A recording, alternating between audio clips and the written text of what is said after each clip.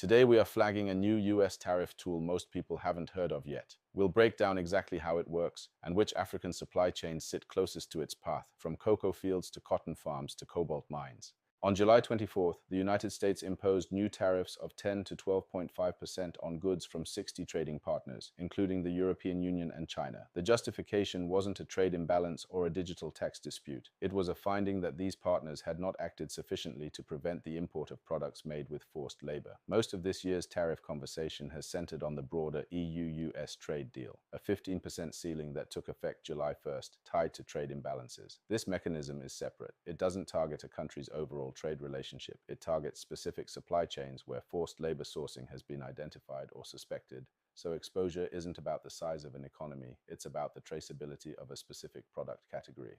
Ghana and Côte d'Ivoire together account for the large majority of global cocoa supply, which means whatever standard gets applied to cocoa sourcing effectively becomes a standard the whole West African cocoa industry has to meet. Neither country is named this week, but a near duopoly on a single commodity means shared exposure, not individual exposure. What happens to one moves the other. Mali, Burkina Faso, Benin, and Chad, long known collectively as the Cotton Four in global trade negotiations, depend heavily on cotton exports grown almost entirely on smallholder farms. That structure is exactly what makes end-to-end labor practice verification genuinely difficult. Through no fault of the farmers or the exporting governments themselves, it's a documentation and infrastructure gap, not a deliberate one.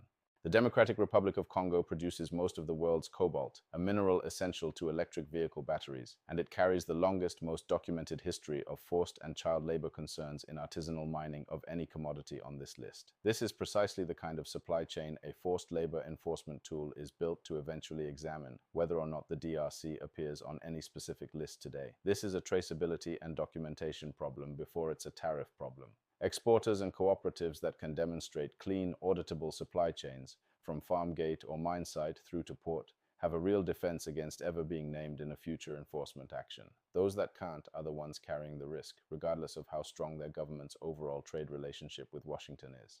Two things matter more than this week's list of 60 countries. First, whether USTR broadens the criteria or the list of monitored commodities in future reviews. Cocoa, cotton, and cobalt have all been flagged in past forced labor discussions, even without formal action yet. Second, whether major buyers, chocolate manufacturers, textile brands, EV and battery makers start requiring supply chain traceability certification proactively ahead of any formal US action simply to de-risk their own exposure. The headline was 60 countries hit with new tariffs. The real story, across cocoa, cotton, and cobalt alike, is that supply chain traceability just became a trade competitiveness issue for the whole continent, not just a compliance checkbox for the countries named this week. This analysis is for informational and educational purposes, drawn from public reporting and government sources. It is not investment, legal, or policy advice. Comment which supply chain you want us to go deeper on, cocoa, cotton, or cobalt, and we'll build the next explainer around the top answer. Subscribe, because this is the second of two rapid response breakdowns this week, and there's another one coming.